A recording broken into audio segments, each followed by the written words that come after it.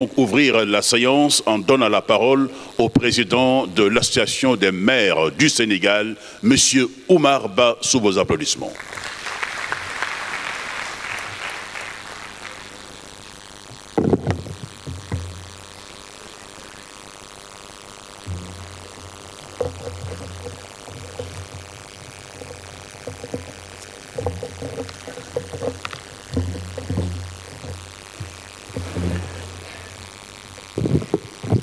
Monsieur le ministre de l'Urbanisme, des collectivités territoriales et de l'aménagement du territoire,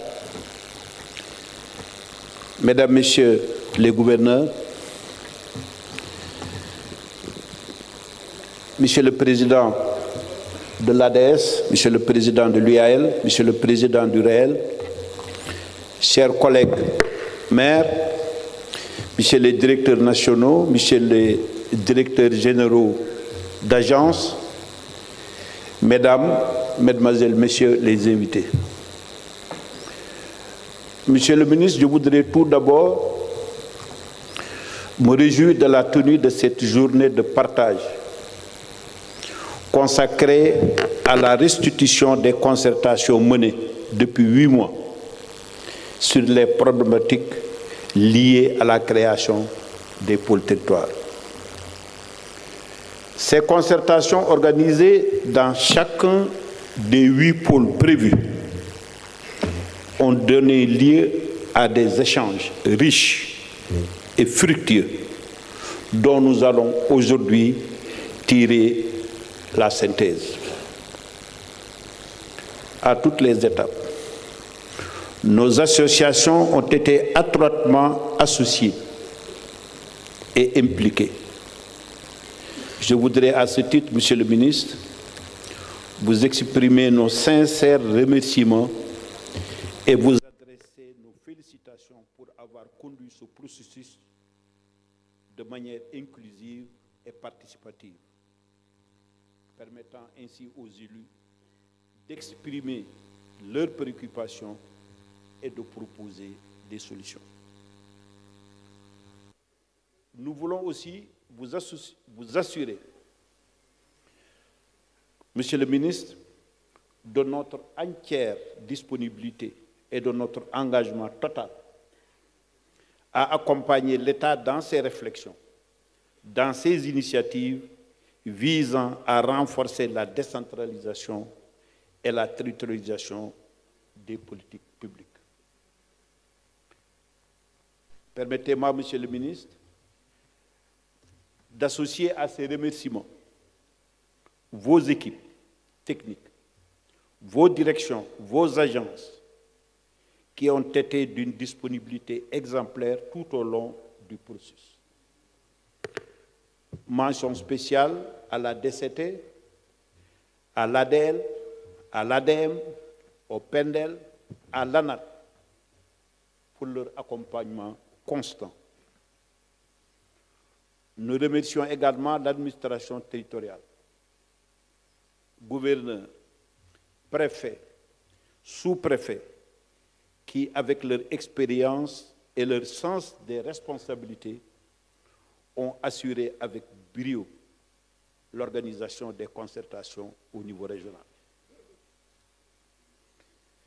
Au cours de ces 8 mois, des consensus forts ont été obtenus sur des points essentiels tels que le découpage des pôles territoires, leur statut institutionnel, ainsi que sur plusieurs modalités de fonctionnement.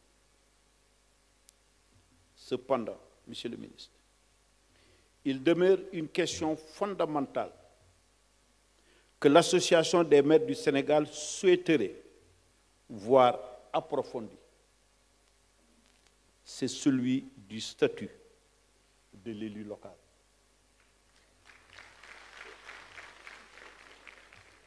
Monsieur le ministre, une décentralisation forte et une territorialisation efficace des politiques publiques ne saurait se concevoir sans des élus territoriaux institutionnellement consolidés, reconnus et protégés dans l'exercice de leur mission.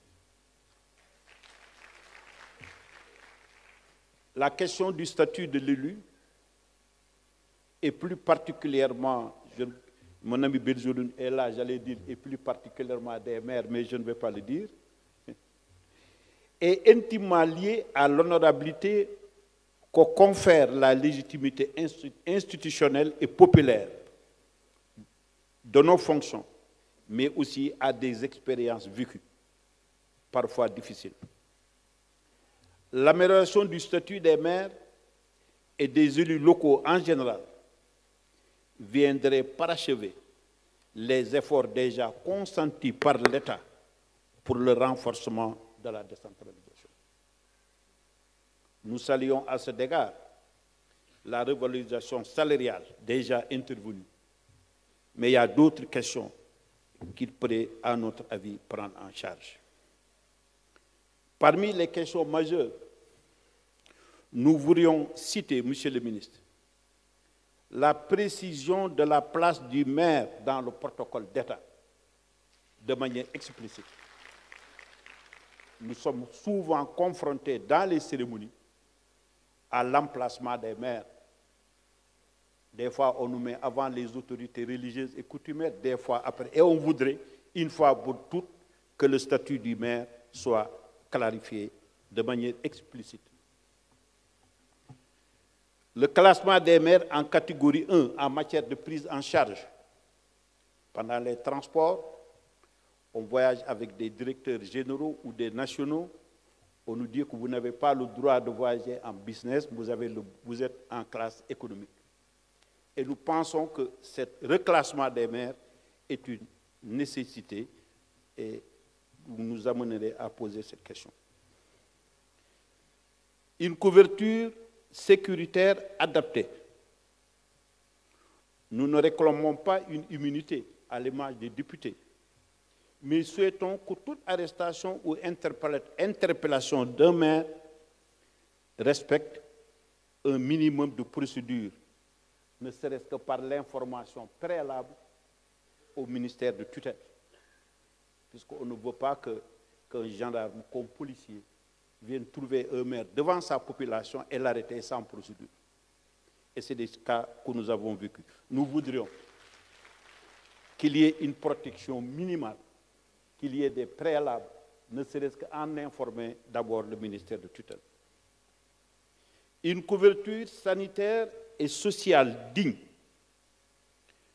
Le maire qui consacre l'essentiel de son temps au service de sa communauté devrait pouvoir bénéficier d'une prise en charge en cas de maladie et d'une retraite territoriale comparable à celle accordée aux députés et qui est appelée retraite parlementaire. La mise à disposition de véhicules de fonction. À défaut, la facilitation de leur acquisition dans le budget communal, conformément au décret 2021-03 du 6 janvier 2021. La facilitation dans la délivrance de passeports officiels pour faciliter la mission de coopération décentralisée. Monsieur le ministre, je voudrais, je demande de vous nous le permettre, Monsieur le ministre, je voudrais profiter de cette occasion pour évoquer une préoccupation forte des maires. C'est la disponibilité des transferts de l'État aux collectivités territoriales. À 7 semaines de la clôture budgétaire, les collectivités n'ont pas encore reçu les ressources essentielles telles que le fonds d'équipement des collectivités territoriales, la contribution économique locale, les ristournes, les fonds miniers. Sans parler du PACASEN 2024 et du PACASEN 2025. Leur mise à disposition rapide permettrait aux communes aujourd'hui de respirer et de poursuivre leur investissement. Je sais, Monsieur le ministre, les démarches que vous avez déjà initiées et que vous êtes en train d'initier à ce sujet. Et nous espérons vivement qu'elles aboutissent le plus rapidement possible. Nous saluons les perspectives annoncées d'augmentation et de renforcement des subventions des collectivités territoriales et de faire passer l'index de la TVA de 5% à 10% environ. Ce serait une avancée majeure que nous approuvons et nous soutenons. Mais au-delà des ressources, un travail important reste à mener pour huiler le fonctionnement des pôles territoires. Cela concerne notamment l'articulation avec les entités administratives, gouverneurs, préfets, sous-préfets, services déconcentrés. L'articulation avec les entités d'élus, présidents de conseils et communes, ainsi que la coordination avec le niveau central, ministère, sectoriel, agences d'exécution, etc. Se posera également la question du financement pérenne des pôles. Faudra-t-il privilégier une fiscalité propre ou des transferts accrus de l'État? C'est ensemble que nous devons mûrir ces réflexions. Monsieur le ministre, dans ce contexte solennel et devant l'ensemble des exécutifs territoriaux ici présents, je voudrais réaffirmer solennellement la mobilisation et l'engagement de l'Association des maires et de tous les maires du Sénégal à accompagner cette ambitieuse réforme.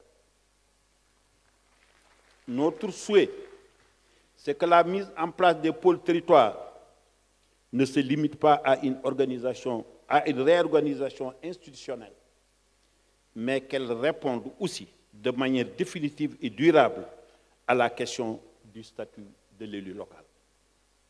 Nous sommes convaincus que cette réforme peut marquer une étape décisive dans la construction d'une gouvernance territoriale forte, inclusive et respectueuse de la légitimité des élus locaux. Tous nos vœux de succès vous accompagnent.